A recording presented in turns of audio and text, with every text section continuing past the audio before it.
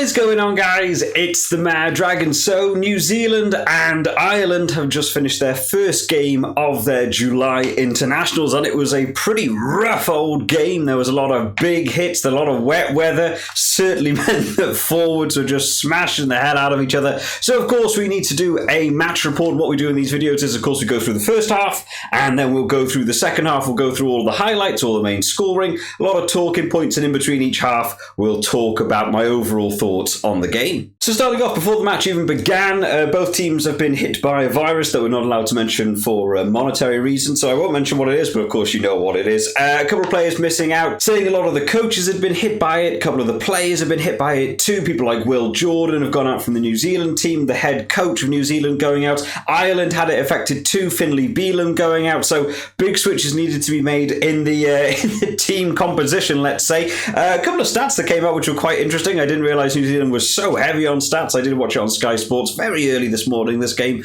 over here on a Saturday morning. But to not know actually beforehand that New Zealand have won their last 46 games at home, which is an incredible stat. I didn't realise they were quite so good in terms of that home advantage thing. So Ireland was certainly up against a tough game. But starting off with the first half then, it was quite an interesting first half because realistically I was quite taken back. Ireland seemed to be quite in charge for the starting part of this game. We actually saw quite a poor kickoff to start off with. It went a little bit short. No one was really knowing where it was going. Ireland had quite a poor catch. New Zealand capitalised and certainly went quite aggressive early on. They had a good counter-ruck, but gave away a scrum in terms of that breakdown area. There were a lot of scrums in this game, a lot of handling errors. Wet weather didn't really help. But it was, in fact, Ireland who got the first score. Keith Earls getting in the 6th minute. The first 5 minutes was all New Zealand. I would say it was all New Zealand on attack. Not to say Ireland were doing badly. Ireland defence was solid. They were playing extremely well, but it was certainly all New Zealand attack. But Ireland managed to get a turnover in the breakdown and then went on the attack themselves. There was a real nice speed of ball from the breakdown. We knew Ireland were going to be really good at this going into the game, but the recycling speed at the breakdown area for Ireland all game, well, not all game, that's a lie. First half was pretty good. It slowed down towards the second half, but we'll get onto that later.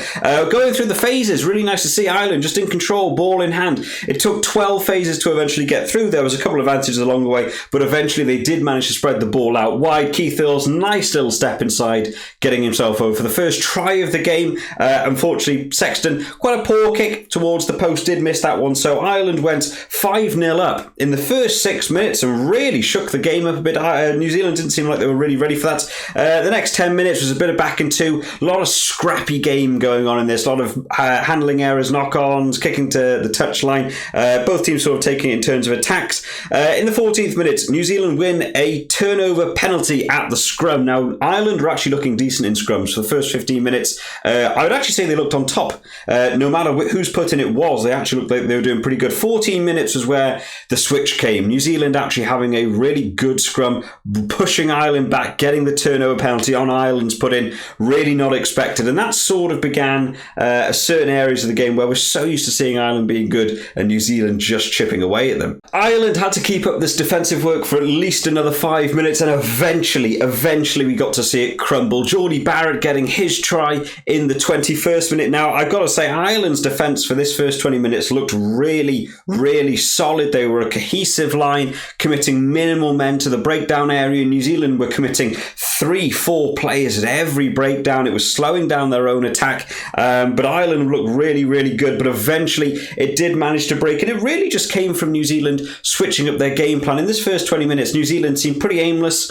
They were doing an awful lot of kicking, playing 1-2 phases, kicking the ball downfield. They didn't really know what their game plan was. They seemed to be really struggling to settle into the game. And in that 21st minute, what we got to see was the first set play. I genuinely think it was the first set play from New Zealand, and it led to the try. A lovely looping pass coming round. Fainga Anaku, hopefully getting his name better now, managing to have a little break down the wing, cut back inside, making a lovely bit of ground. There was a superb last-ditch tackle from Ireland just to stop him getting his own try, but it was just a really nice flat ball from Aaron Smith, managing to find Geordie Barrett, crash ball over, getting himself over for the try, and finally getting the conversion as well. So Ireland, it took 20 minutes for Ireland to actually concede any sort of points, which is really happy. I think Ireland will be pleased with that. We're going 7-5 down in that 21st minute. The next sort of 5-10 minutes was actually more Ireland focused. Ireland on the attack a lot more, but what we were really seeing is not Ireland nailing down what they wanted to do. They certainly had the attack. New Zealand defence for this game wasn't necessarily the most perfect. There were quite a few gaps, quite a few holes. They weren't a flat line. They seemed to be a little bit dog-legged in areas, and Ireland were capitalising. They were making ground. They were doing some phase play, making it go through. The thing that was a problem for them was just the last 10%. They were doing so well for so often, so many little miss passes, handling errors, the last pass that needed to be given, just not finishing that final move, and they could have got a lot more points in this game. And that really compounded in when we get to see a try in the 30th minute come from Sever Rees. Ireland full attack. There was 12, 13 phases in a row. The ball went out to Ringrose, a little bit of a juggled pass, tried to offload it without looking at where his man was. James Lowe had already slipped on the wet ground. The ball bounces and Sever Rees picks up in his own 22 and runs the length of the field. Anyone who's watched Sever Rees play at the Crusaders or New Zealand, hard man to stop, especially when you've got Ringrose and James Lowe already on the wrong side of the ball for the chase. A lovely little run from Sever Rees, no one catching him there, and Barrett getting his second conversion as well. So 14-5 at that 30-minute marker,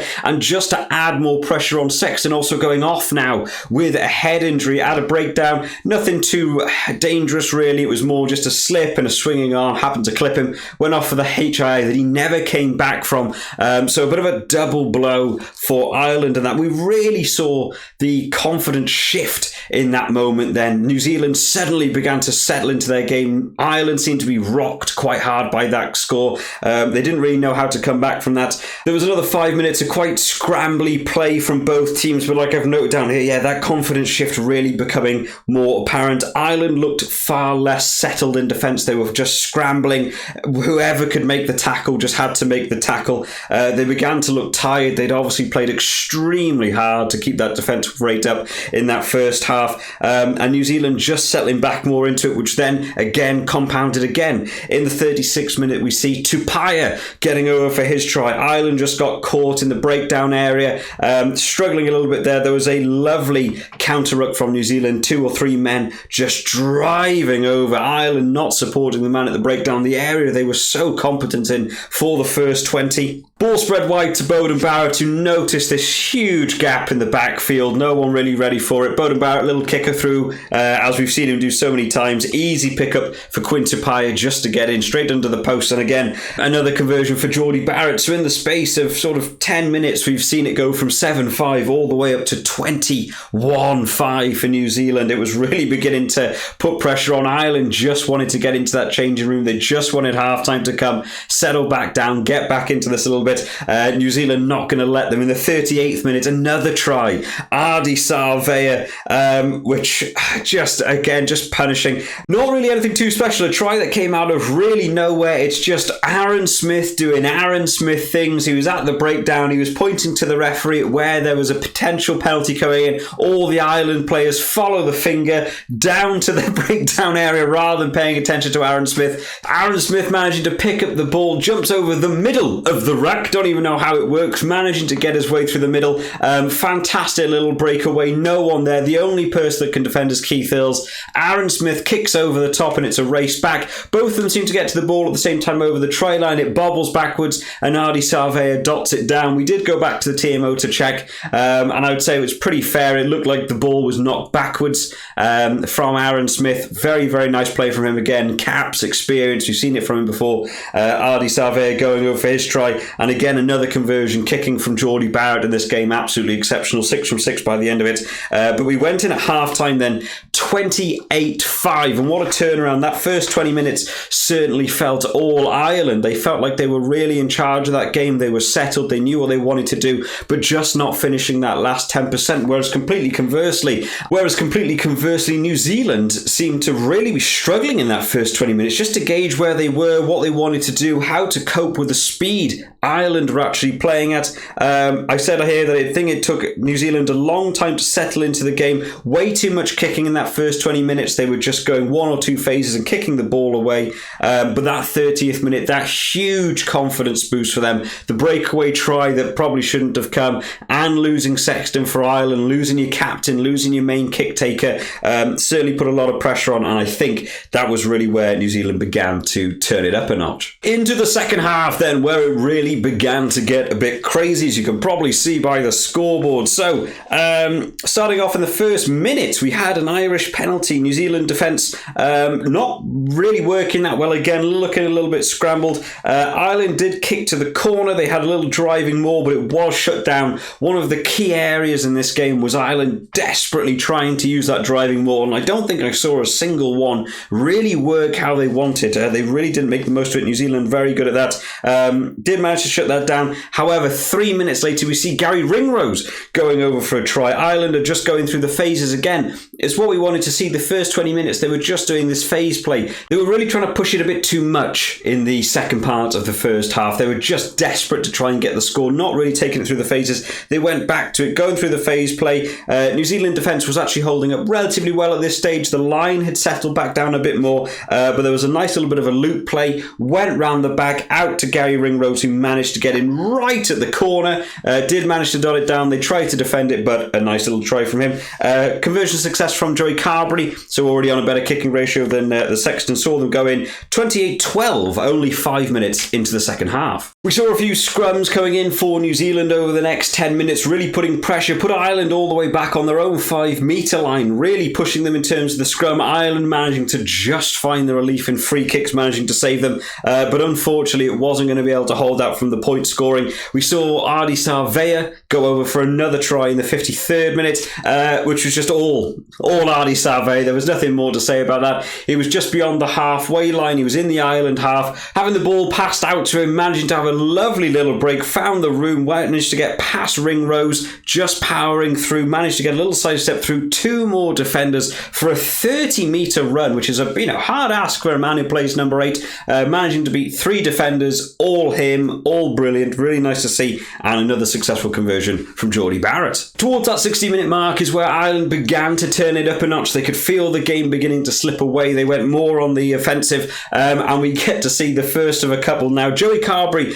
managing to get himself over the try line. Set play again, working well. They moved around from phase play, moving towards that try line. Joey Carberry got over the try line, managing to get the ball down. It looked like, until we cut back to the TMO, we had a look. The try was disallowed. The ball just slipped out of his hand as he went down to put the ball down. He did have men overlap, could have potentially passed out wide, but Rico Ioane managing to just get that tackle in, managing to stop him getting that ball down. We did go back and have a look to see if there was a potential penalty try, which was a big call here. They were looking whether or not we saw Ioane actually tackle the head of Joey Carberry. I think it would have been quite harsh at that point. Joey Carberry was already easily on his way down. Ioane was on his way down too. We had a look a bit closer at it. It did look like he grabbed his shoulder. It was more the top of the shoulder, absolutely, but I think it was shoulder, managing to wrap round and force the drop. So no try, but it was still an Ireland penalty. We went back. They went through again, another couple of phase play, went to that corner. They want to try and move this around. Van der Fleer